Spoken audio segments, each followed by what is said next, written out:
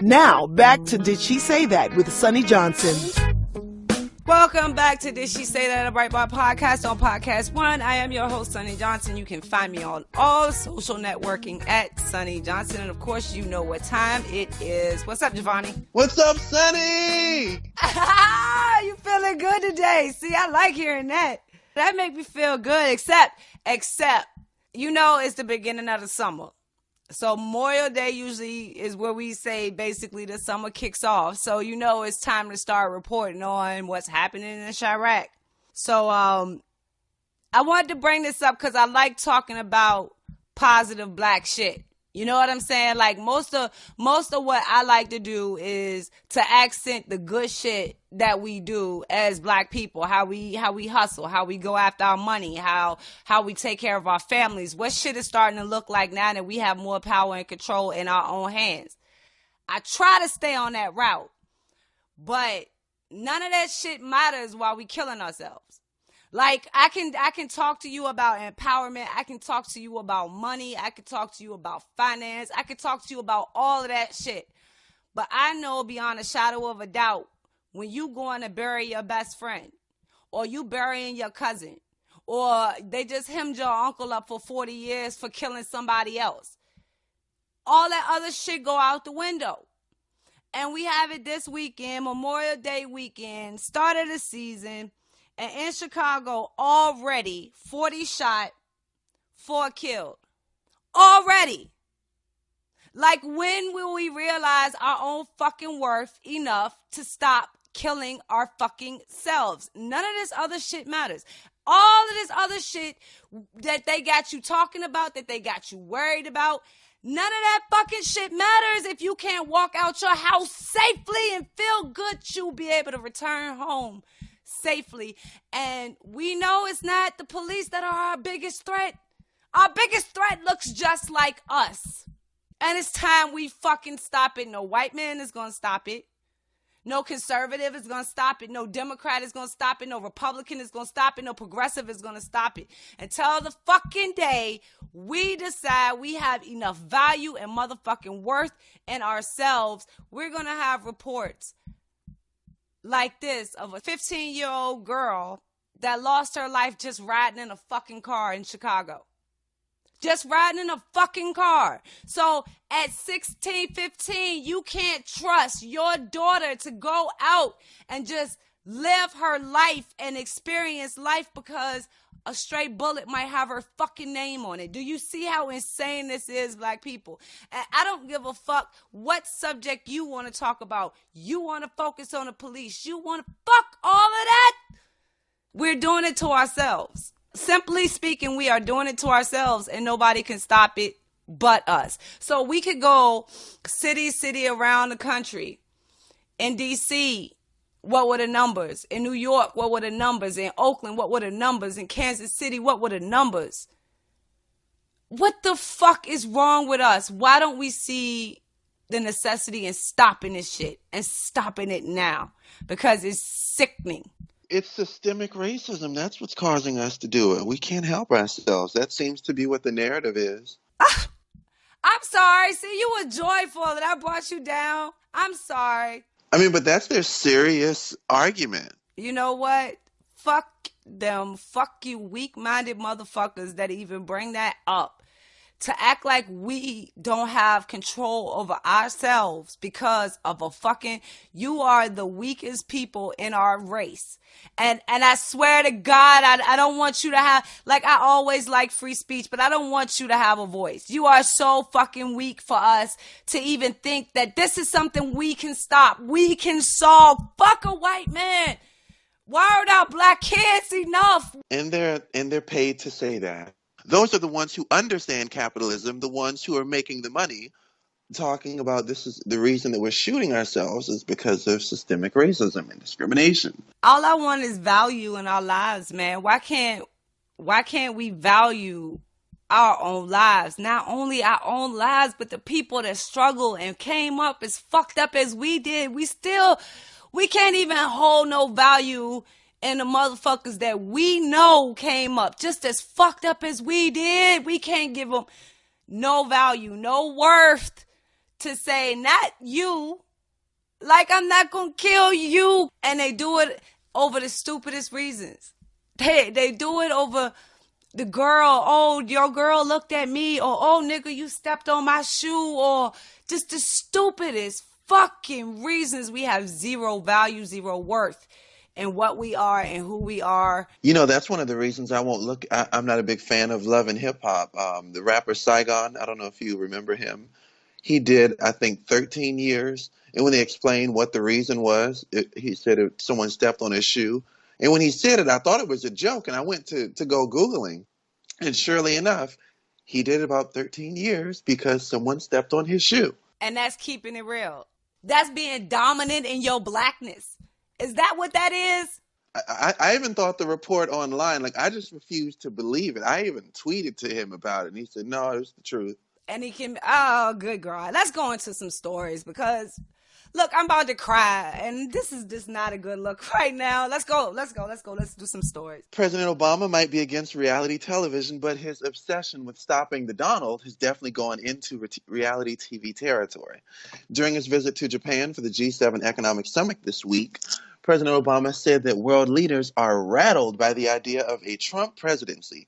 Rattled, you say? That sounds a lot more like K. Michelle on Love and Hip Hop when she got out of hand at brunch and said, woo, this bitch done started shaking the tables.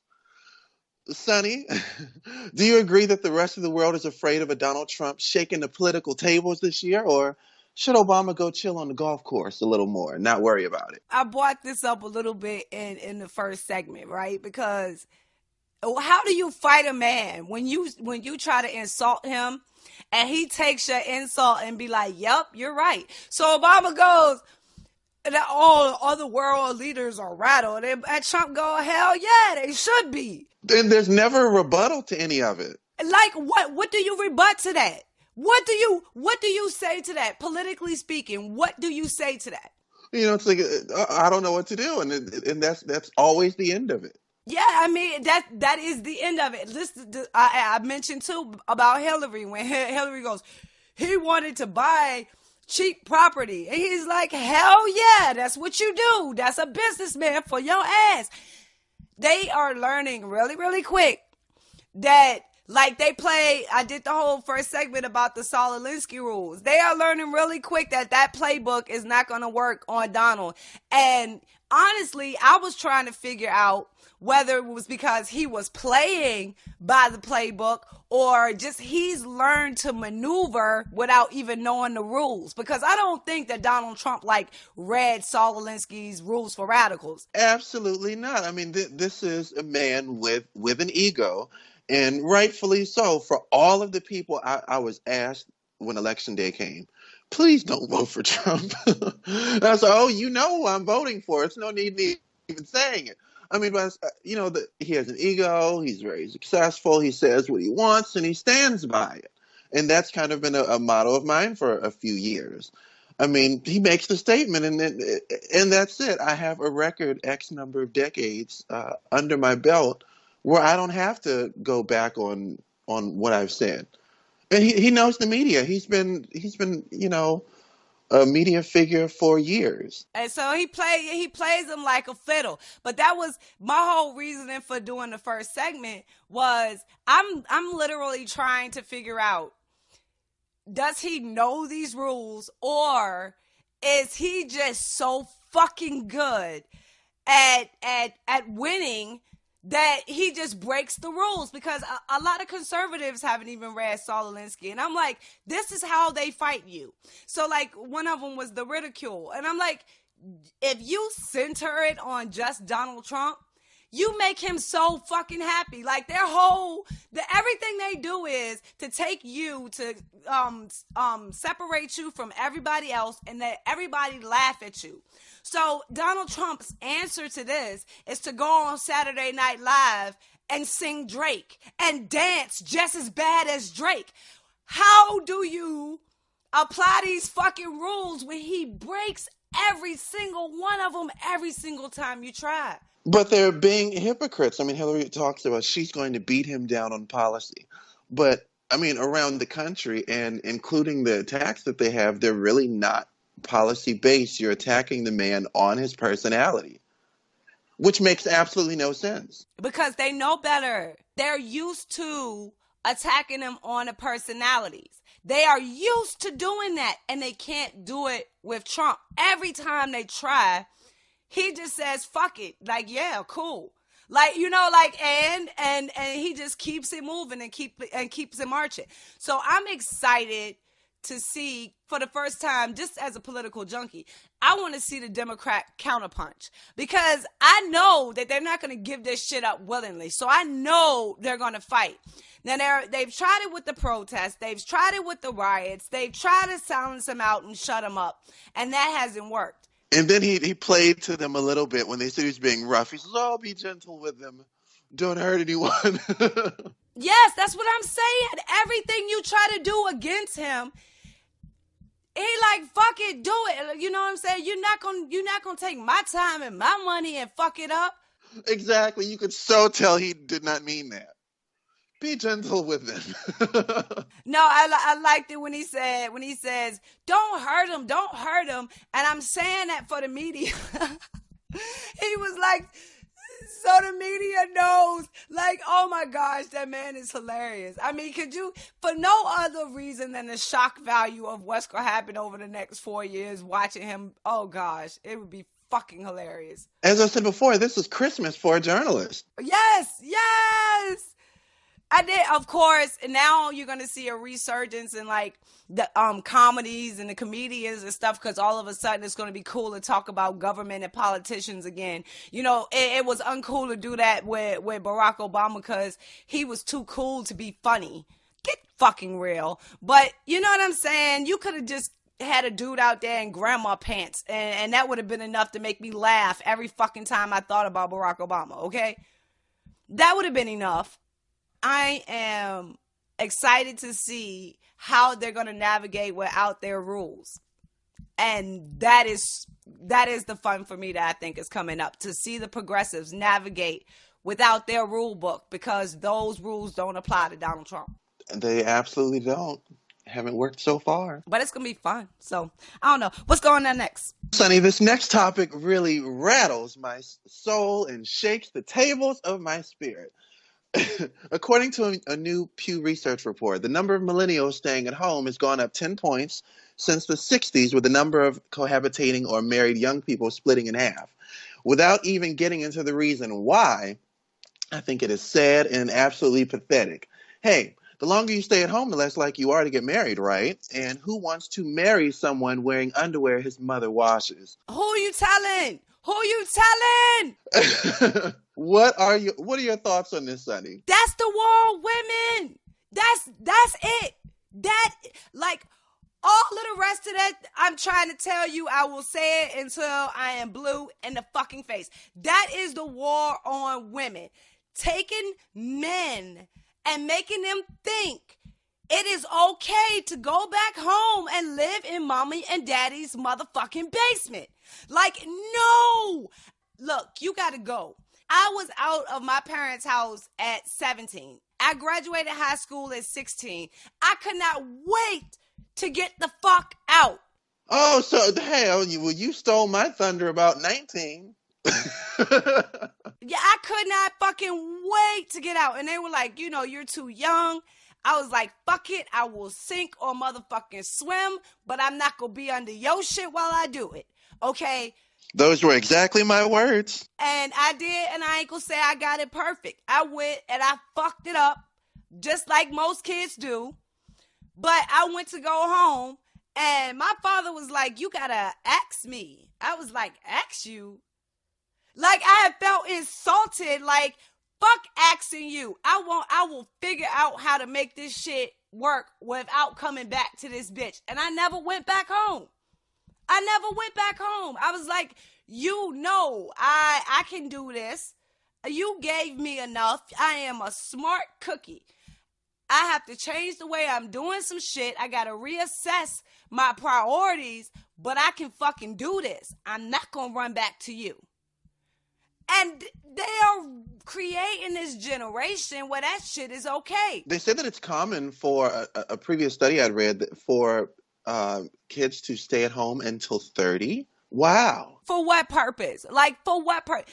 And then you wonder when you get old, and this generation should understand this, the older generation that's alive right now, your grandkids won't come and see you.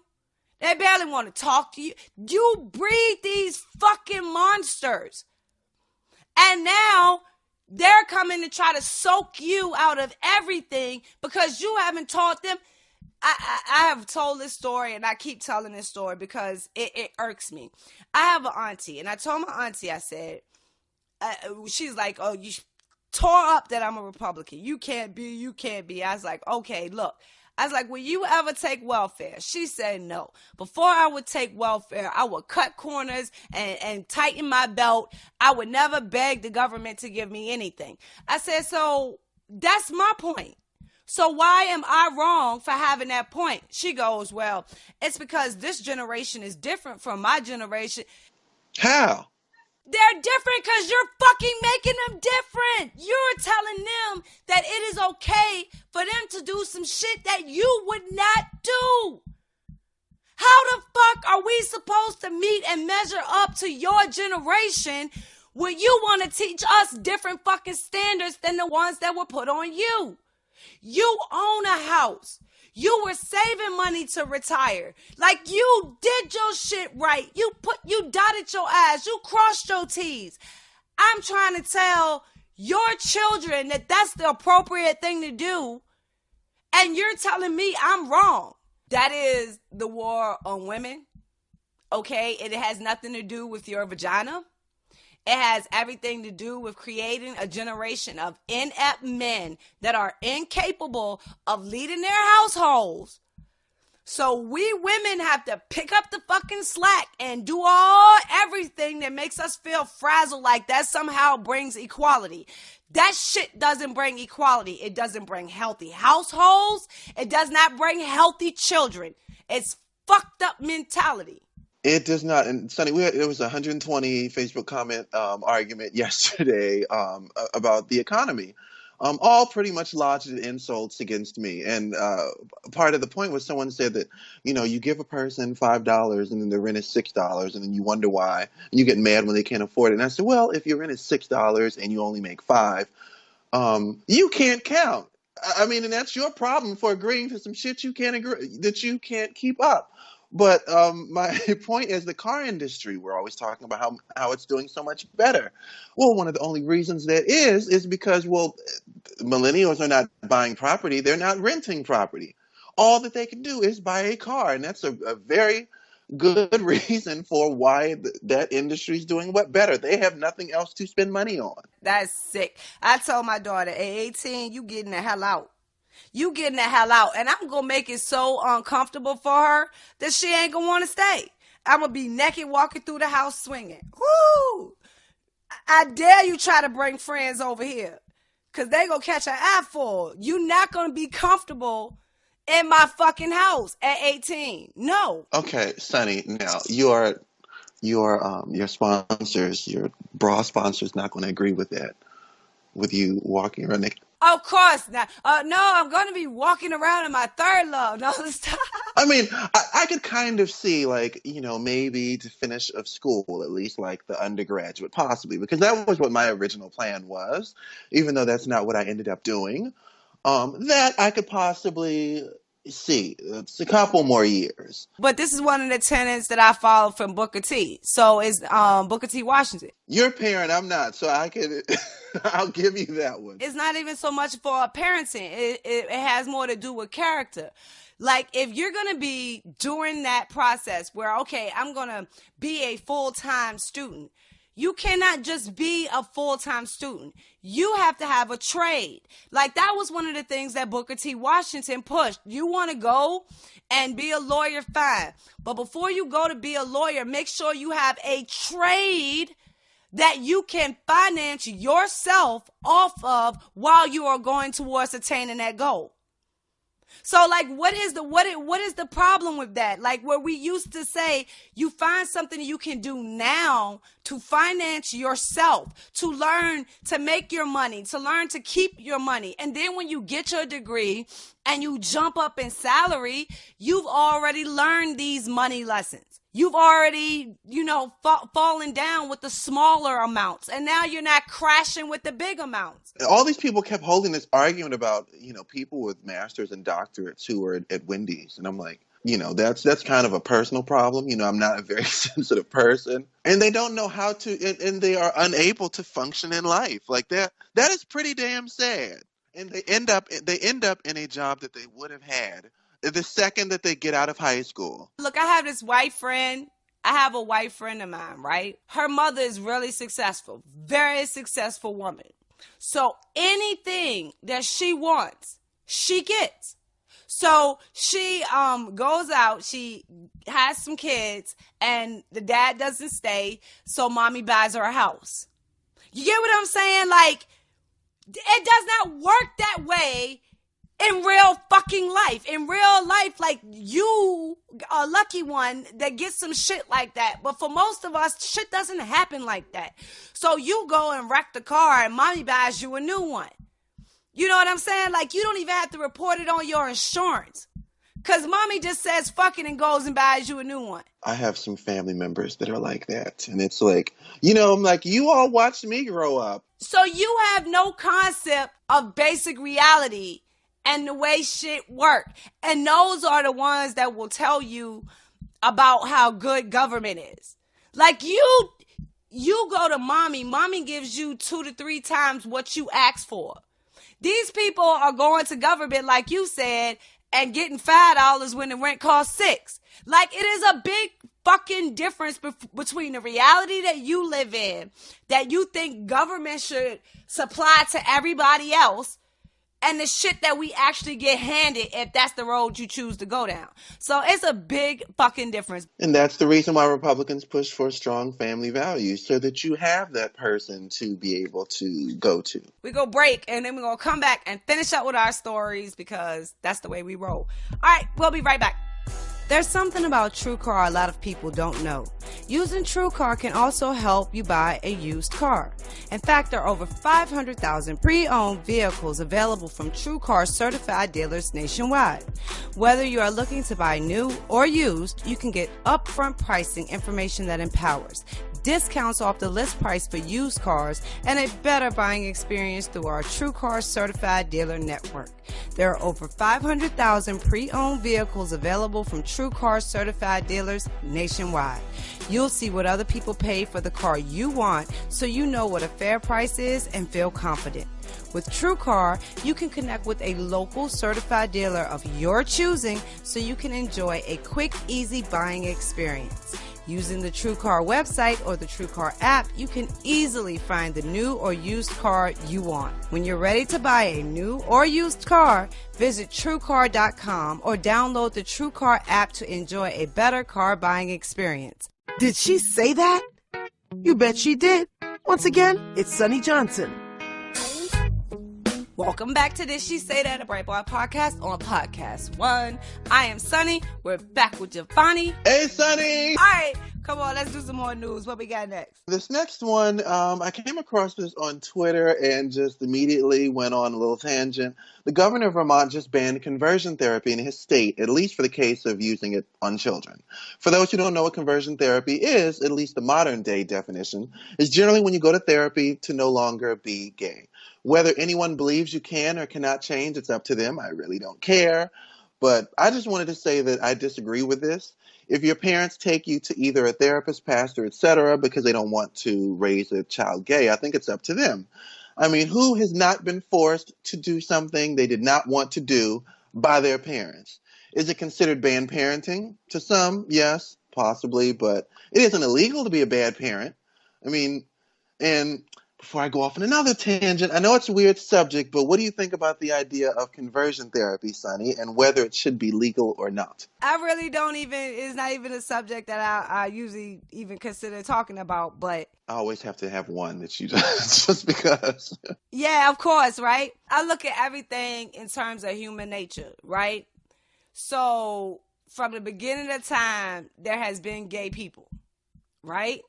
So I don't think that there's going to be a time on this earth where humans are on this earth where there's not going to be gay people. Like, that's just basic fucking human nature. Get over it. So anything that tries to go outside of the realm of human nature, I find it wasteful. It's the same thing I tell my daughter when, like, give peace a chance. Like, there will never be peace because human nature says that there is good and bad and they will always fight with each other. So anything that takes out of human nature is fucking stupid to me. As a parent, your job is to love your kid. My fucking daughter could come in and say, I want to be a green alien. I'm still gonna love her weirdo little ass. You know, my daughter is a complete fucking weirdo, and that's not my job to change her. My job is not to make her another version of me. My job is to love my little fucking weirdo. And that's what I do to the best of my ability. Most of these people, I think, do it because they think is what society wants from them. And I'm like, look at society and tell me if that's really the measure of what you want to put on your fucking child. So everything I teach my daughter is simple. Love the motherfuckers that love you. Don't look at what, their skin color. Don't give a fuck about who they sleeping with. Don't worry about any of that. If they got love for you, then you love them back, because that's what Jesus' children do. And that's what we are. Love the people that love you back, and at least try to have a little bit of love for the motherfuckers that hate you. I like that logic. I don't know, but that's my answer. I put it in the same context of everything kind of falls in the same. If it's always going to be, get over it. Like, certain men are always going to be dogs. Certain women are always going to be sluts. They're always going to exist. It's no use in trying to change it. It's like trying to outlaw the brothel because they're not going to go to the street corner. Everything you're doing is futile. And especially when you live in a place where it's supposed to be liberty and freedom. As long as what you do with your parts doesn't affect my vagina, I don't care. I don't care. It matters not to me. The only question I have do you love me? I agree. And as I said, just my thing about this is just that parenting is subjective. And like a lot of folks didn't understand why I would defend such a thing. Ironically, in high school, around the time I was graduating, I think it happened on my 18th birthday, I had a 2-hour speech that I actually sat and listened to in my aunt's office about being gay. I have no idea what it was about because I sat there looking at the clock for an entire 2 hours. And I did go to a couple people over conversion therapy, and I was a pretty smart kid. Like, I know that if I'm going to be in someone's house, you have to, while in Rome, do as the Romans do. If you don't like it, then fine. To this day, at 30, we've actually never technically really had the conversation. Oh, you trying to show everybody you a grown up? You trying to show people what maturity look like, JaVonni? Yeah, because, they're trying to push this even in television for 12-year-olds and whatnot to come out. And I'm like, hey, you don't know what type of household these kids live in. And for me, I just personally felt like, using common sense, that if I decided to announce I'm going to do X, Y, and Z, I would then be doing X, Y, and Z from the curb. No, but even so, like at 12, right? At 12 years old, I was a tomboy. Okay, and listen, I'm telling you, I had no ass, I had no boobs, I was a country girl. I could run on rocks with no shoes on, okay? Like, everything about me screamed little boy when I was that age. And then I grew the fuck up. I became a fucking girl. I started liking skirts and shit that I wouldn't have put on before. But at that age, I was everything. I played with the boys. I ran with the boys. I was football and I was soccer. I was fishing and we were shooting guns. Like, that was my fucking childhood. It was some boyish shit. But I transferred into, well, not a lady, but, you know, my version of it. A swearing one, but you are. No, I tell you, I learned that real young. Don't ever say you a fucking lady, so when somebody expects you to be, they ain't shocked. I like that.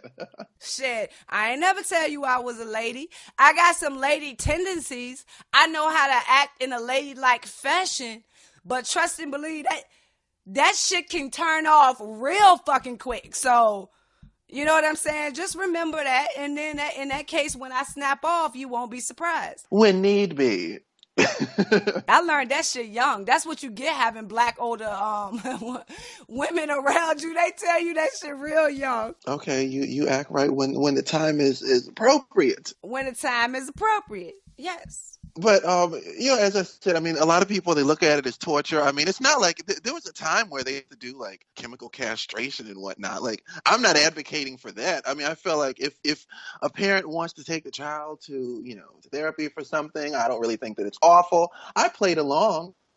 You know, I even had fun one day. You know, I made a friend, and I went to the number one conversion therapist in the country, Richard Cohen, who subsequently had a nervous breakdown about 2 years later. I try not to take that personally, but I made a friend, and the friend was laughing in this group session, and the guy turned around and he gave him this look of death and screamed at the top of his lungs. He said, "You think this is funny? This is life and death!"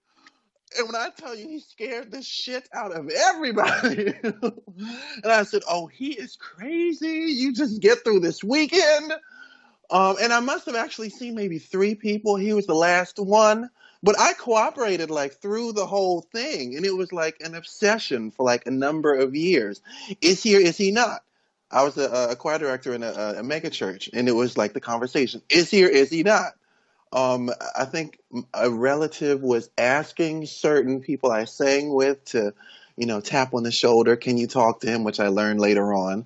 But again, you know, while in such and such environment, you know, I did what I had to do because I said, hey, you know, I would like to remain at home for a little bit longer. So I'm not going to do anything to upset my parents because I really think that's probably common sense. When in someone's house, you might want to attempt to keep them happy. I am glad nothing changed you. I'm glad you're exactly who you are, and I'm glad that you came across my path and you are in my life, and you are appreciated, brother. Thank you much. All right.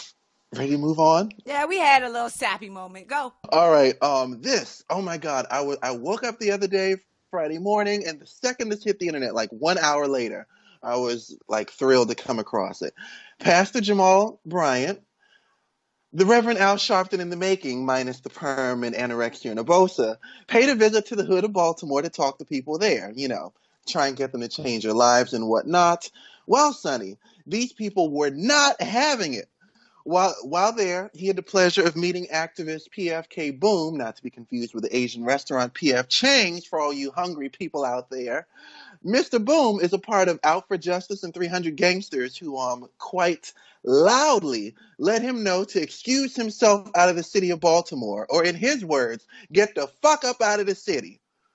Now, he said, you are not here for us. You represent our oppressor. Empower, that t-shirt you have on, empower. Nigga, empower this dick. That's what he said. I've waited the last 48 hours to say that, Sonnie. Does Mr. Bryant, does he represent the oppressor? And do you think the activists had the right to get angry? This is such a I told you so moment.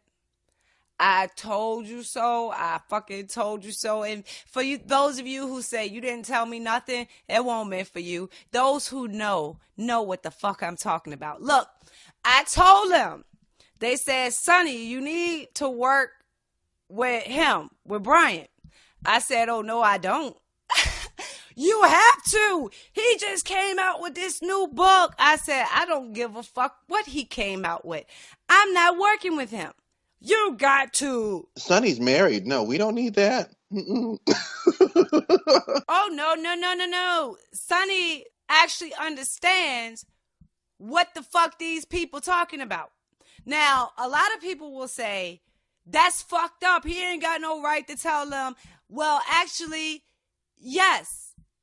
Yes, they do. That's their city.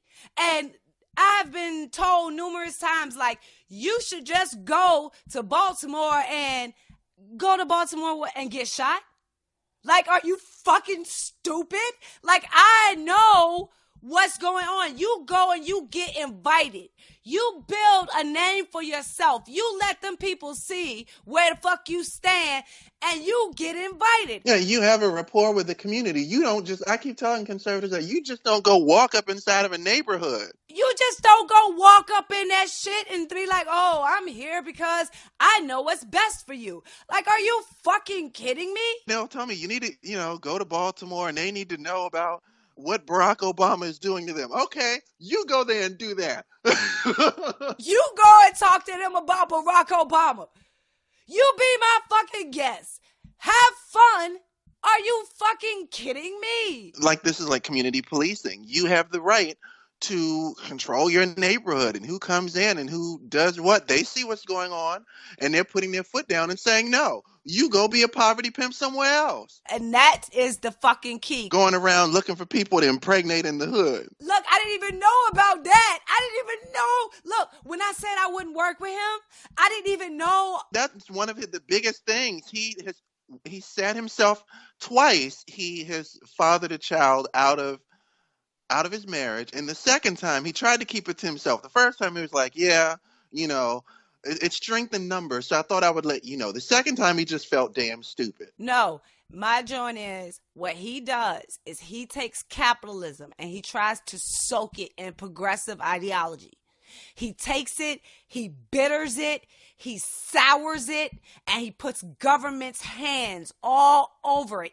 You know how I feel about capitalism. You know how I feel about motherfuckers that manipulate it and use it in destructive forms and fashions. He does that shit with the knowledge of how it works. You know the truth. They know the truth, but they don't think that they can sell capitalism. So they think that they can sell progressivism, but cloak it in capitalism. And you think that black people don't see through that shit? That is the most basic of shit that they see through. When you see and you talking to them about money, but they know that money never actually ends up in their fucking hands, they see that shit very fucking clearly. And that's all he is. I didn't know anything about what he did in the church and fucking with all the women. I didn't know anything about any of that. All I knew is that he taints capitalism with progressive ideology, and I would never work with him. Period. And it's the same reason why these people don't vote. Because they're tired of being promised shit that they know these people have no fucking intentions of delivering. They come and speak to them and say, we're going to build this, you're going to get that in the community, you're going to get this, but you're still going to have your little fenced-in hole over there in the corner. Stay your black ass over there. Stay over there and do what we tell you to do. And every once in a while, we'll send a Negro in to talk to you about empowerment, but it never ends anywhere. So my thing with Baltimore now is the people in Baltimore have seen behind the scenes. Mosby, the whole attorney general's office, the mayor, all of them. They seen behind the scenes, and they have D-Ray there too, looking in behind the scenes. What's happening in the Democratic Party is going to become transparent. And I have been telling Republicans, I've been telling conservatives, you don't have to fight them. You have to have an alternate message. You have to have something that fills the space. And you cannot just walk in and say, hey, I know what's good for you. I know what's best for you. You just pass this policy and everything will be rosy, because they go kick your ass out of Baltimore too. And look, I love that he, just to go back to the actual verbiage that Mr. PFK or whatever his name is used, he said to get the fuck up out of the whole city. He went Della Reese on him, like, kiss my entire ass. But the whole point is, until the people that care about productivity in the city are louder than him, the invites don't come. And That's the point. We have to give voice to the productive. We have to give voice to the people who want to be entrepreneurs. And what I want people to realize more than anything is that a lot of these gangsters, a lot of these bad guys, they're your capitalists. They want it. If they could get it legally, they would go and get it legally. They have made it nearly fucking impossible for them to get it legally. And that's what they're going after. They're going after the closest source of them and financial independence. They don't want to beg you for any. We're going to have to go, so I'm going to rant on this one and then we will leave. But they don't want to have to beg you for any fucking thing. They don't want to have to ask you for any fucking thing. That's why they're standing up. And until you give them that opportunity to have ownership in their city, you're going to have people like him speaking for the fucking city. And that's just sickening in my opinion as well. Okay, so we're going to have to go. I'm sorry, JaVonni. We talk too much. No problem. We had fun. This is This She Said at a Breitbart podcast on Podcast One. I am Sonnie. JaVonni, thank you as always. We'll see y'all next week. Bye. America's hard, they say. Our reputation needs a new code. Stay tuned for 60-second AP News headlines. AP Update, I'm Diane Kepley. Voters are heading to the polls today in the latest round of primaries. This is our Mark Smith. Big states are voting. There are primaries in New Jersey and California, along with New Mexico, Montana, and South Dakota. There's also a caucus in North Dakota. But thanks to the superdelegates who swung behind Clinton, it won't affect the outcome. She's now got enough delegates from all sources to become the Democratic nominee. But Clinton is not taking anything for granted. At a rally last night, she urged supporters to head to the polls. We're going to fight hard for every single vote, especially right here in California. And political analyst David Anderson says it's important for the party to unite. They need Democrats to start rallying behind her, and she needs to start pulling well ahead of Donald Trump in the polls just to shift the message and the story beyond what it is right now. But Bernie Sanders is still insisting he'll take his campaign to the Democratic convention.